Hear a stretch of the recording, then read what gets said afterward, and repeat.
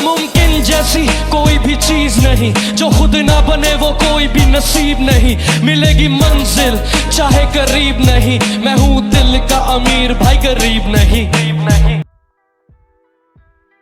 Hello everyone. तो आज से हम रिएक्ट जेएस स्टार्ट करते हैं सीखना। तो मैं स्क्रीन शेयर करता हूँ और आपको बताता हूँ कि कैसे रिएक्ट जेएस से शुरुआत कर सकते हैं। तो सबसे पहले हम मैंने एक क्या पे फोल्डर बनाया और इस फोल्डर को हम ओपन करेंगे वीएस कोड में। तो अगर आपका बेसिक HTML CSS जावास्क्रिप्ट अगर क्लियर है, बेसिक भी क्लियर है, तो हम रिएक्ट को स्टार्ट कर सकते हैं।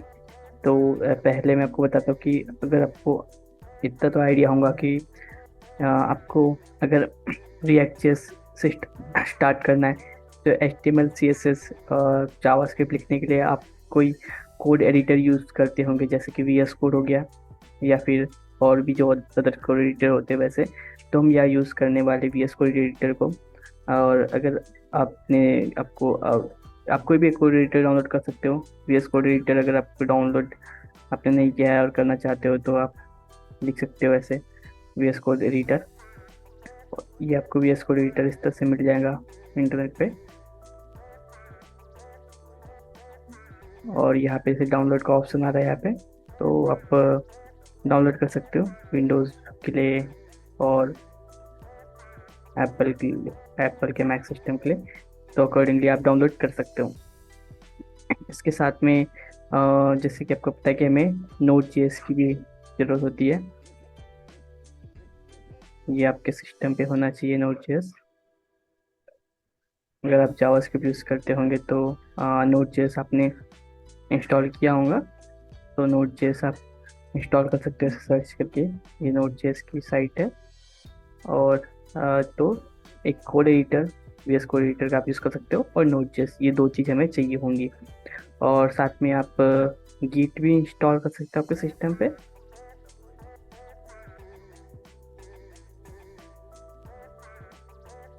तो यहाँ पे हम चलते गिट की वेबसाइट पे।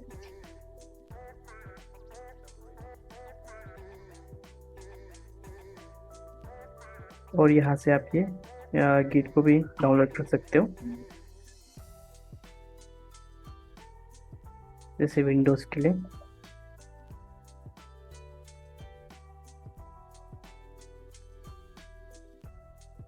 तो यहाँ पे जब आप डाउनलोड पे जाओगे तो यहाँ पे जब विंडोज़ पे क्लिक करोगे तो ये डाउनलोड होने स्टार्ट हो जाएगा। तो जैसे यहाँ पर तो मैक के लिए भी कर सकते हो, लिनक्स के लिए भी कर सकते हो।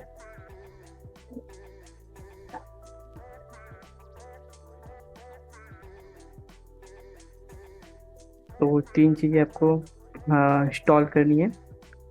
एक code editor VS code editor आप कर सकते हो, Node.js, और गिट भी आप कर सकते हो। ठीक है, Node.js इम्पॉर्टेंट है और कोड एडिटर आप कोई भी चूज़ कर सकते हो। अब हम क्या करते हैं, हम VS कोड को ओपन करते हैं। तो मैंने क्या किया, मैं डायरेक्ट पहले मैं डायरेक्ट आपको VS कोड ओपन करके आपको छोटा सा एग्जांपल दे दूंगा।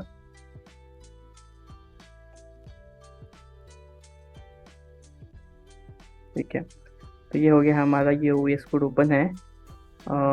तो यहाँ पर मैं क्या कर रहा था, कुछ DSA के प्रॉब्लम सॉल्व कर रहा था। तो उसके ये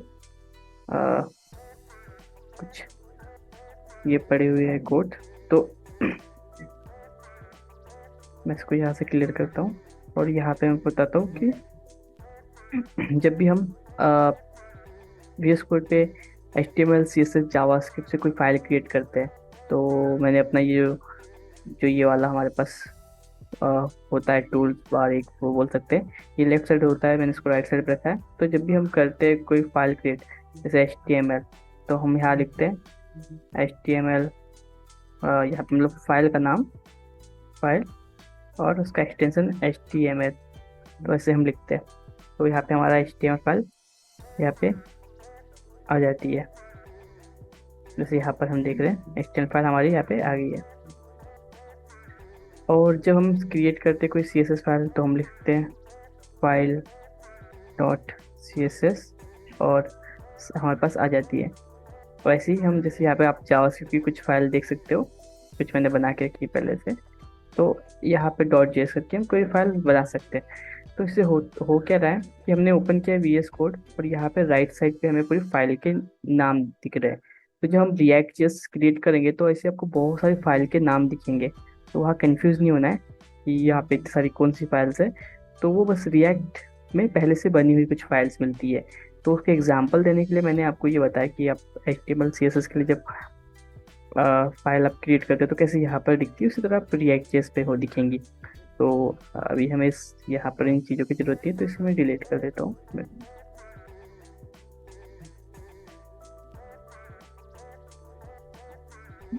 तो इसे हम डिलीट कर देते हैं और अभी मैं VS कोड को इस फोल्डर के अंदर ओपन करने वाला हूँ। शो मोर ऑप्शन करूँगा और ओपन विथ कोड, मतलब VS कोड पे ओपन हो जाएगा। तो ये हो गया ओपन। ठीक है,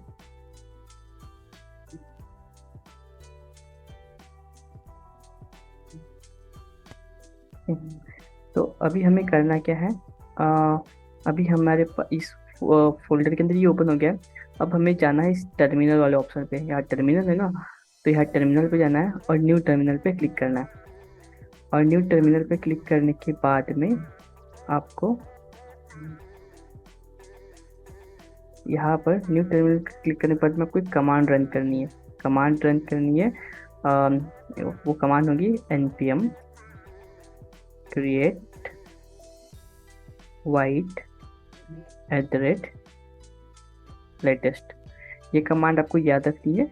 ये कमांड से आप रिएक्ट फाइल क्रिएट करोगे। npm create void @latest, ये लिखकर आगे आपको जो भी आप रिएक्ट ऐप बना रहे हो उसका कोई फाइल नेम रखते हो ना, जैसे कि HTML के फाइल का नाम, CSS के फाइल का नाम, हमारे कोई वीडियो ऑडियो फाइल का नाम हम रखते हैं, उसी तरह से हम मतलब किसी भी डॉक्यूमेंट का कोई फाइल का नाम रखते हैं, वैसे रिएक्ट ऐप का फाइल का नाम कहेंगे। तो हम जैसे रख सकते हैं कि day 1 basic react intro induction, ऐसे कुछ हम फाइल का नाम रख सकते हैं। तो ये हमारी फाइल का नाम हो गया। यहाँ पे जो है ये हमारी फाइल का नाम हो गया और ये हमारी कमांड है npm create void @latest। तो ये हमें याद रखना है, ये हमारी कमांड का नाम है। उसके बाद में हमारी आगे पे ये फाइल का नाम कुछ भी रख सकते हैं। ठीक है, अभी हम प्रेस करेंगे एंटर।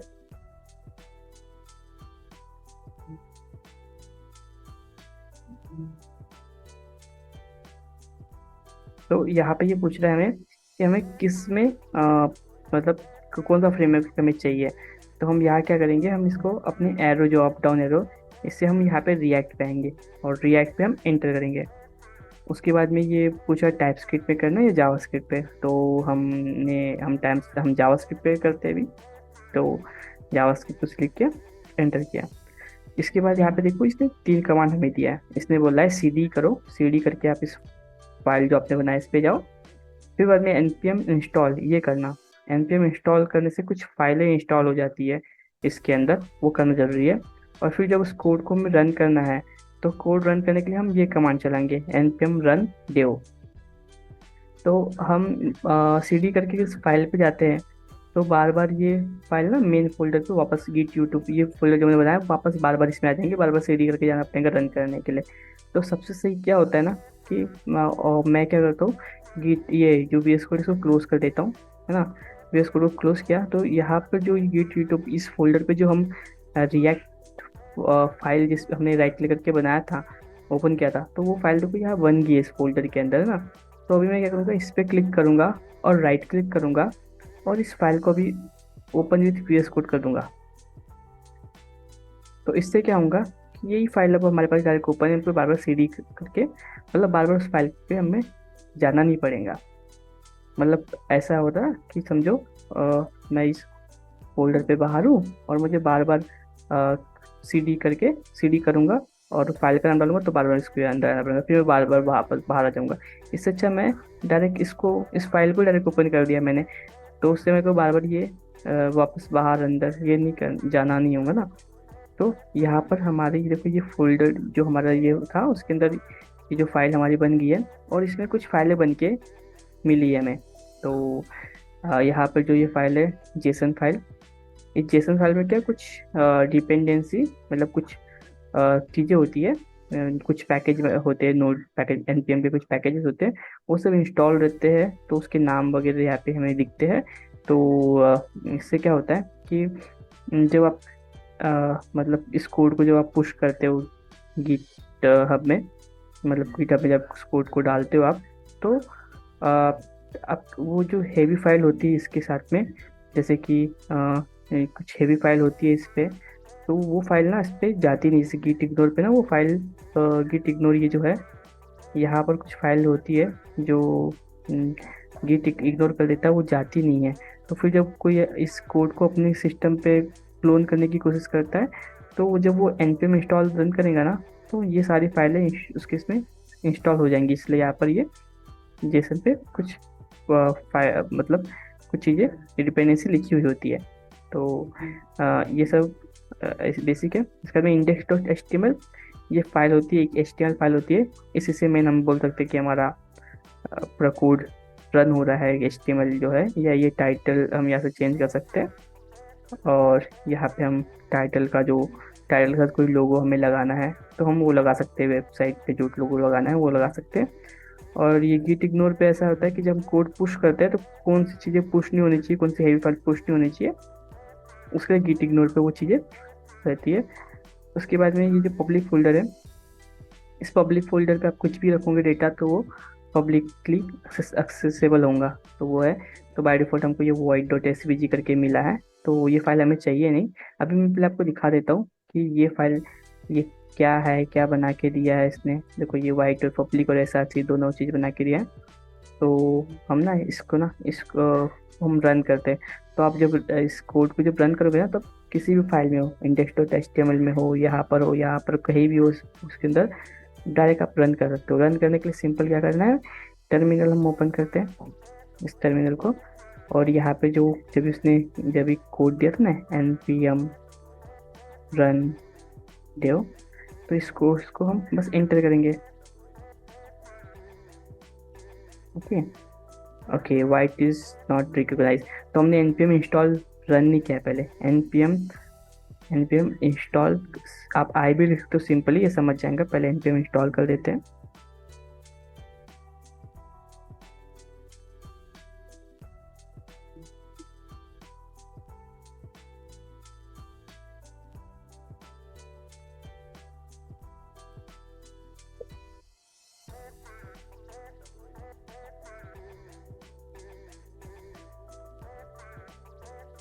तो हमारा npm इंस्टॉल हो रहा है यहाँ पे, कुछ टाइम लेता है थोड़ा सा ये।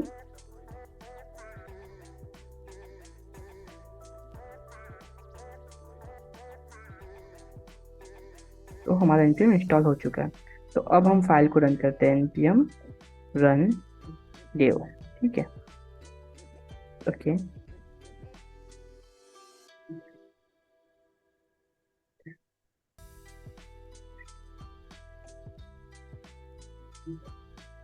तो यहाँ पे हम इसको क्लिक करेंगे, कंट्रोल प्लस क्लिक, और यहाँ पे हम देख सकते हैं कि देखो एक कुछ बन के मिला है। इस पे हम होवर कर रहे हैं तो इस तरह से बैकग्राउंड इफेक्ट आ रहा है। इस पे वाइट प्लस रेड ये काउंटर बन के मिला है, इस पे क्लिक करने से काउंट बढ़ रहा है ना। तो ये हमें बन के मिला है, इसको ये करेंगे हम, वापस से हो गया। ये सब बन के मिला है। तो ये सब कहाँ पर हो रहा है ये दिखाता हूँ मैं आपको। तो ये HTML फाइल के अंदर नहीं हो रहा है। HTML में देखो एक ड्यू दिया है यहाँ पे, और उसमें ID रूट दिया है, और इसके अंदर पूरा कोड आ रहा है। तो ये कोड कहाँ से आ रहा है ये दिखाते हैं। तो ये जो src फोल्डर जो है, सोर्स फोल्डर हम इसको बोल सकते हैं। src फोल्डर जो है, इसके अंदर देखो यहाँ पर कुछ फाइल इसने बना के दिया है, main.jsx। ये JSX जो है जावा, ये रिएक्ट में जावास्क्रिप्ट का एक्सटेंशन हम बोल सकते हैं, जिसमें JSX होता है हमारा। हम HTML और जावास्क्रिप्ट दोनों को एक साथ लिख सकते हैं ये वाली फाइल के अंदर, HTML जावास्क्रिप्ट। अभी आपने पहले देखा होगा कि आप HTML फाइल के अंदर जावास्क्रिप्ट जब लिखते हो तो वो स्क्रिप्ट टैग के अंदर लिखते हो, या अलग से आप जावास्क्रिप्ट की फाइल मेंटेन करते हो। लेकिन यहाँ पर क्या होता है कि हम HTML जावास्क्रिप्ट दोनों साथ में लिख सकते हैं। कैसे लिख सकते हैं वो आगे देखेंगे। तो ये हमारी CSS फाइल है, यहाँ पे कुछ app.css, index.css। तो ये app.css इस app.jsx फाइल के लिए है, इसे यहाँ पे लिंक किया गया है। और index.css इस main.jsx इस फाइल के लिए है। तो ये हमारी main.jsx, ये हमारी काफ़ी इंपॉर्टेंट फाइल होती है। इसमें क्या होता है, ये जो इसमें ये जो ऐप नाम का कंपोनेंट है, रिएक्ट में सब कुछ कंपोनेंट होता है। तो ये जो ऐप नाम का कंपोनेंट है ये वाला, इसको हम यहाँ पे इंपोर्ट कर रहे हैं। मतलब इसके अंदर जो भी डेटा लिखा है ना वो मेन पे आना चाहिए, क्योंकि मेन से ही हम वो डेटा इस रूट गेट एलिमेंट बैटरी रूट पे, मतलब इस एक्सटर्नल पे भेज पाएंगे, और वो हमारी UI पे दिखेगा। तो ये जो हमें बाय डिफ़ॉल्ट मिल के आता है, बन के मिल के आता है main.jsx और app.jsx, तो हम अपना कोड इस app.jsx के अंदर लिखेंगे फिलहाल। फिर हम अलग से नया फाइल, नया कंपोनेंट बनाना भी सीखेंगे। तो ये app.jsx में आप देख रहे होंगे कि कुछ चीज़ें इसने पहले से बना के दिया है ना। तो आज तो मैं आपको यही एक्सप्लेन कर दूंगा कि इसने क्या बना के दिया और हम अपना नया फाइल, नया कोड कैसे लिख सकते हैं इसके अंदर। और उसके ठीक है, तो पहले क्या करते हैं कि यहाँ पे देख सकते हैं SRC के अंदर एक और असेट नाम का फोल्डर एक और बना के दिया है इसने। तो ये भी हमको ज़रूरत नहीं है, अगर हम चाहे तो इसे डिलीट कर सकते हैं। तो अगर हम डिलीट कर देंगे तो होगा क्या कि इसने जो बना के दिया ना, एक छोटा सा वेबसाइट, छोटा सी कुछ चीज़ें इसने ऐड करके दिया है, ये सब डिलीट हो जाएंगे और हम अपनी चीज़ इसमें ऐड कर सकते हैं। तो मैं आप सबको पहले ये समझा देता हूँ कि यहाँ पर क्या हो रहा है। तो देखो CSS बेसिक आपको पता होगा कि हम क्लास नेम और ID से उस पर CSS दे सकते हैं।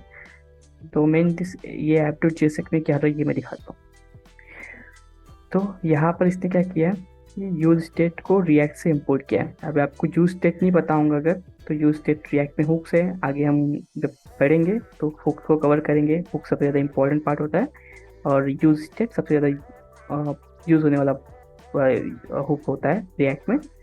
तो यूज स्टेट हुक बहुत सारी चीज़ें पढ़ेंगे। रिएक्ट लोगो कहाँ से ये आ रहा है, कहाँ से वाइट लोगो आ रहा है, इंपोर्ट किया है वाइट लोगो फ्रॉम white.svg, मतलब इस फाइल पे एक वाइट लोगो नाम का, मतलब जो भी लोगो उसको इंपोर्ट कर रहे ताकि हम उसको यहाँ पे यूज़ कर सके वाइट लोगो, ये सब चीज़ें हो रही है।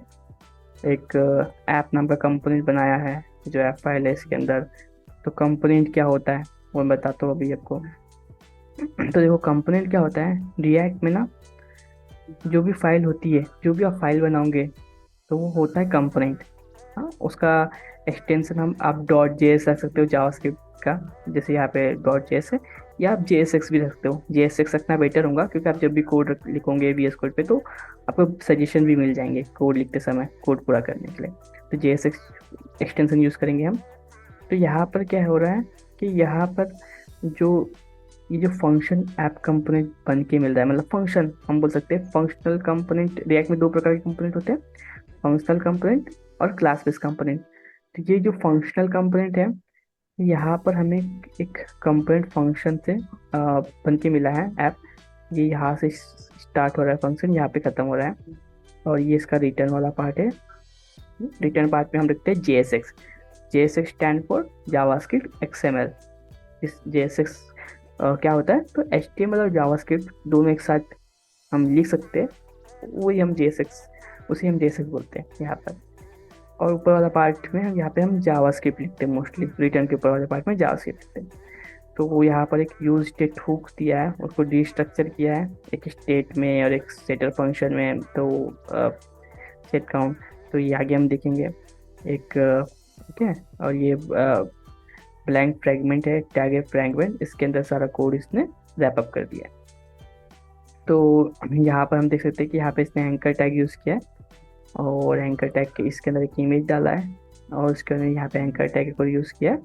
यहाँ पे एक हेडिंग डाला है H1 वाइट प्लस टैग। यहाँ पे कुछ क्लास नेम दिया है CSS के लिए। अब देखो क्या हो रहा है कि यहाँ पर इसने क्लास नेम दिया है DUI, यहाँ से ओपन हो रहा है, यहाँ पे ख़त्म हो रहा है। तो अब इसने क्या किया है, यहाँ पे अलग से जावास्क्रिप्ट फाइल नहीं बनाया, इसका जो जावास्क्रिप्ट है यही लिख दिया, कोई स्क्रिप्ट टैग के अंदर नहीं लिखा। यहाँ पे क्लास नेम काट दिया, इसके अंदर इसने एक बटन बनाया, बटन में लिख दिया काउंट इज, और ये डायनामिकली काउंट जो भी अपडेट होगा वो यहाँ पे इसके आगे दिखेगा। तो उस पर देखो ऑन क्लिक लिख दिया, बटन क्या ऑन क्लिक पे पूरा एरो फंक्शन डायरेक्ट यहाँ पे लिख दिया है।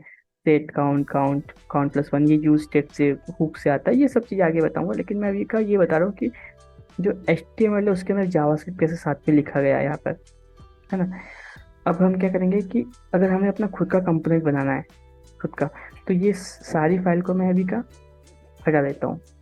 और जब खुद का कंपोनेंट बनाना है ना, तो हम क्या करेंगे कि आप कोड लिख सकते हो, जैसे कि आप कोड ऐसे लिख सकते हो कि इम्पोर्ट रिएक्ट फ्रॉम रिएक्ट, और फंक्शन और फिर कंपोनेंट का नाम और फंक्शन बना सकते हो, उसके अंदर रिटर्न कर सकते हो। लेकिन हम इतना सब कुछ लिखेंगे नहीं, तो हम शॉर्टकट क्या कर सकते हैं, हम एक एक्सटेंशन इंस्टॉल कर सकते हैं अपने VS कोड पे। आप VS कोड पे अगर लिखोगे रिएक्ट, ये देखो ये एक्सटेंशन का ये वाला जो है लोगो, यहाँ पे क्लिक करने पे आप रिएक्ट लिखोगे तो यहाँ पे टॉप पे आता है ES7 रिएक्ट रिडक्स, ये वाला। तो इसको आप इंस्टॉल कर लेना, ये एक्सटेंशन को हम इंस्टॉल कर लेना। तो इससे होता क्या है, कुछ स्निपेट ये हमें प्रोवाइड करता है, जिससे हम हमारे कुछ कोड शॉर्ट में बन जाते हैं, हम कुछ चीज़ें को हम शॉर्टकट से कर सकते हैं। जैसे कि अभी यहाँ हम टाइप करेंगे RFC, मतलब रिएक्ट फंक्शनल कंपोनेंट, और टैब बटन दबा देंगे तो देखो हमारा कंपोनेंट बन गया बेसिकली। तो यहाँ पर इसने क्या किया है, रिएक्ट इंपोर्ट किया है रिएक्ट से, और यहाँ पे डाल दिया एक्सपोर्ट डिफ़ॉल्ट फंक्शन ऐप, ठीक है। अच्छा, जब भी आपने बोलूँगा कि एक्सपोर्ट डिफ़ॉल्ट, तो जब भी दिख नहीं रहा था, तो कोड मैं आपको दिखा देता हूँ, मैंने कॉपी किया हुआ है। तो ये देखो कोड, यहाँ पे फंक्शन ऐप लिखा है और एक्सपोर्ट डिफ़ॉल्ट नीचे डाला है, एक्सपोर्ट डिफ़ॉल्ट इस ऐप। इसको एक्सपोर्ट करना पड़ता है। एक्सपोर्ट क्यों करना है, इस कंपोनेंट को हम एक्सपोर्ट करेंगे तो हम दूसरी कंपोनेंट जहाँ पे हमें उसको उसका डेटा भेजना है तो वहाँ इंपोर्ट कर सकते हैं और उसको यूज़ कर सकते हैं इंपोर्ट करने के बाद में। इसीलिए हम यहाँ से एक्सपोर्ट करते हैं।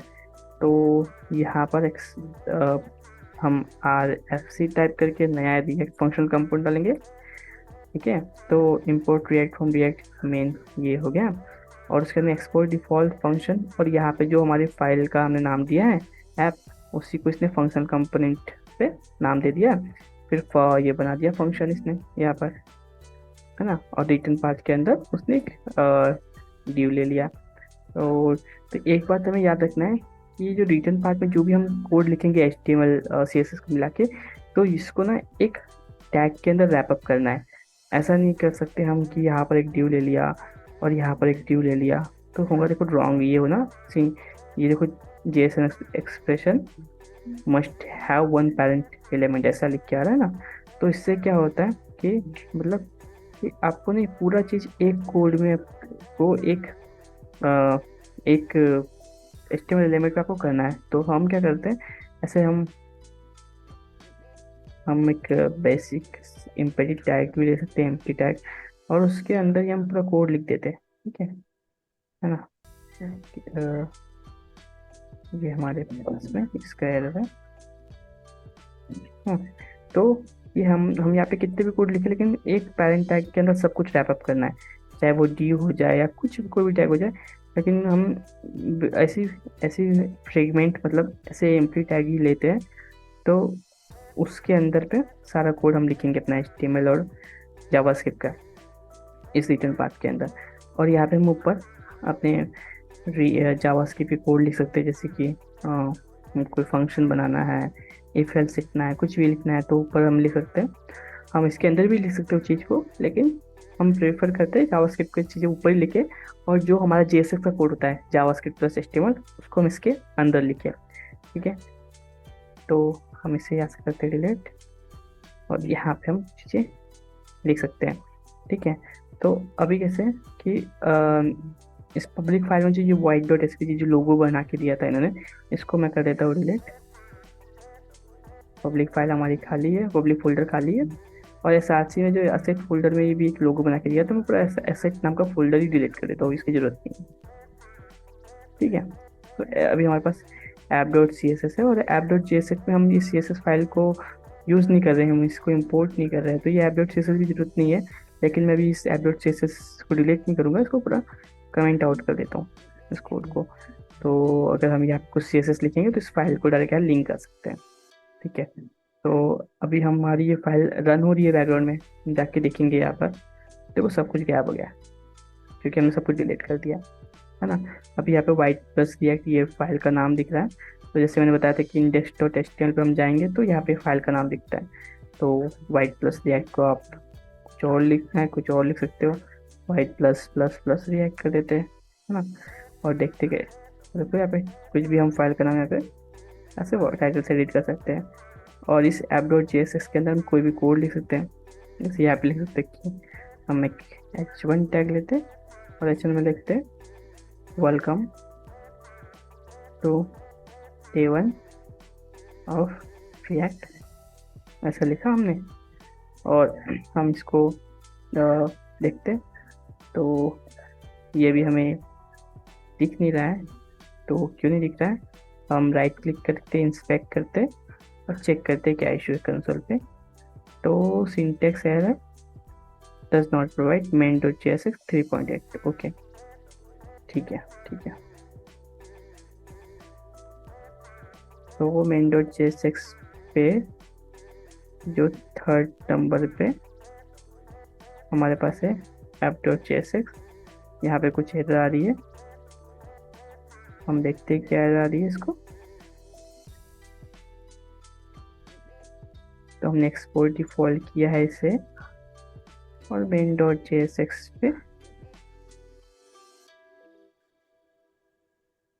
देखो आ गया, वो कुछ एरर नहीं था शायद से वो। तो ये welcome to day 1 of React जो है ये इधर पे बीच में आ रहा है ना, तो इसलिए आ रहा है क्योंकि इस main.jsx पे ना CSS लग रही है index.css वाली। तो हम इसको भी ना कमेंट आउट कर देते हैं फिलहाल। तो भी देखो ये welcome to day 1 of React आ गया ऊपर लिख करके, है ना। और आ गया यहाँ पर। और हम जैसे यहाँ पे अभी काउंट चल रहा था, यहाँ पे काउंट 1 2 3 4 जो बढ़ रहा था, हम यहाँ पे बना सकते हैं 1 2 3 4 काउंट क्लिक करने पे। लेकिन अभी आपको थोड़ा कॉम्प्लिकेटेड लगेगा, तो आज हम इतना रखते हैं। आज हम आपको मतलब आपको ये बता दिया है कि जैसे आप रिएक्ट इंस्टॉल करोगे कुछ फाइल बन के आ जाएंगे, तो उसको देख के डरना नहीं पहली बार में। आप सोचोगे कोड कहाँ लिखूँ, कोड कौन सी फाइल में लिखूँ, तो सीधा इस app.jsx है, इसके अंदर ही आपको कोड लिखना है। app.jsx के अंदर ही आपको कोड लिखना है। एक बात यहाँ पे याद रखना है कि जो आप कंपोनेंट बनाओगे, इसे हम कंपोनेंट बोलेंगे, फंक्शनल कंपोनेंट फंक्शन से बनता है। ये कंपोनेंट बनाओगे, इसको एक्सपोर्ट डिफॉल्ट से एक्सपोर्ट करते हैं। तो इसका जो नाम होना, इस फंक्शन का नाम वो कैपिटल से स्टार्ट होना चाहिए। जैसे यहाँ पे हमने रखा है ऐप, तो ए कैपिटल से स्टार्ट हो रहा है। अगर आप उसको स्मॉल करेंगे ए, तो वो वर्क नहीं करेगा। ये नॉर्मल छोटा फंक्शन जो फंक्शन बनाते हैं हम, वो हो गया। तो ये हम जो भी कंपोनेंट बनाएंगे उसका नाम कैपिटल लेटर से स्टार्ट करना पड़ता है ना। आगे हम बहुत सारे कंपोनेंट बनाएंगे, बहुत सारे कंपोनेंट मतलब जैसे हम बहुत सारे HTML की फाइल बनाते हैं, बहुत सारी जावास की, बहुत सारे CSS फाइल बनाते हैं, वैसे हम बहुत सारी फाइल बनाएंगे जिसमें हम, क्योंकि हम एक ही फाइल में बहुत सारा कोड लिख नहीं सकते ना, तो हम बहुत सारे अलग अलग फाइल बनाएंगे और कुछ प्रोजेक्ट भी बनाएंगे आगे चल करके। तो वो हम करेंगे। और लेकिन याद रखना है कि हम जब भी कंपोनेंट बनाएंगे तो उसका नाम कैपिटल लेटर से स्टार्ट होगा। और उसके साथ में हम यहाँ SRC के अंदर फोल्डर बनाएंगे, कंपोनेंट बनाएंगे बहुत सारे, जिसे हम एक दूसरे के अंदर इंपोर्ट करेंगे। तो ये रिएक्ट इतना इम्पोर्टेंट क्यों है, तो वो इसीलिए है क्योंकि जब हम कंपोनेंट पे कुछ कोड लिख सकते हैं ना, कोड लिखते हैं ना, तो हम उसी कोड को अगर हमें दोबारा चाहिए, मतलब यहाँ पे अगर उन्होंने 50 लाइन का कोड लिख दिया, 100 लाइन का कोड लिख दिया, और वही कोड हमको दोबारा चाहिए हमारी वेबसाइट पे कहीं और शो करना है, तो हमको वो कोड फिर से लिखने की जरूरत नहीं पड़ती है। हम क्या करते हैं, ये जो ऐप कंपोनेंट है ना, हम यहाँ से एक्सपोर्ट कर रहे हैं और इसको main.jsx के अंदर यहाँ इम्पोर्ट यहाँ कर दिए पीछे, तो हम अपने यहाँ उस फाइल को कहीं भी इम्पोर्ट कर सकते हैं और कहीं भी बस उसको इसका नाम दे दिए ना ऐप, बस ये कंपोनेंट का नाम दे दिए इम्पोर्ट करके, तो उसका पूरा कोड वहाँ पे आ जाएगा, मतलब पूरा उसका UI आ जाएगा उस जगह पे, उस पेज पे। तो इससे क्या होता है, कोड को हम रीयूज़ कर सकते हैं, कोड रीयूजेबिलिटी हमारी बढ़ जाती है, तो जिसके कारण रिएक्ट बहुत पॉपुलर है। तो हाँ, इसीलिए हम रिएक्ट को ज़्यादा यूज़ करते हैं इंडस्ट्री में। तो आगे जैसे जैसे हम बढ़ेंगे तो आपको समझ में आएगा। फिलहाल मुझे लगता है कि आपको इतना तो समझ आप में आ गया होगा, और कहीं भी कुछ इशू आ रहा हो तो आप बताइए, मैं उसको भी और एक्सप्लेन करूँगा आगे की वीडियो में। लेकिन आज के लिए मुझे लगता है इतना काफ़ी है कि आपको ये समझ में आया होगा कि यहाँ पर जो फाइल्स आ रही है नोड मॉड्यूल्स, यहाँ इस फाइल काफ़ी सारे नोड मॉड्यूल की जो फाइल बनी होती है, जो रिएक्ट हमारी ऐप को सपोर्ट करने के लिए इस पेज बनी है, काफ़ी सारी फाइल होती है। इसको कुछ भी करने की ज़रूरत नहीं है, यहाँ कुछ नहीं करना है हमें, ठीक है। तो फिलहाल आज के लिए इतना ही काफ़ी है, और हम धीरे धीरे इसको और सीखेंगे आगे, छोटे छोटे असाइनमेंट करेंगे, फिर प्रोजेक्ट भी करेंगे, ठीक है। कुछ भी इशू रहता है कमेंट करिए, और उसे हम जरूर सॉल्व करेंगे। तो ठीक है, बाय।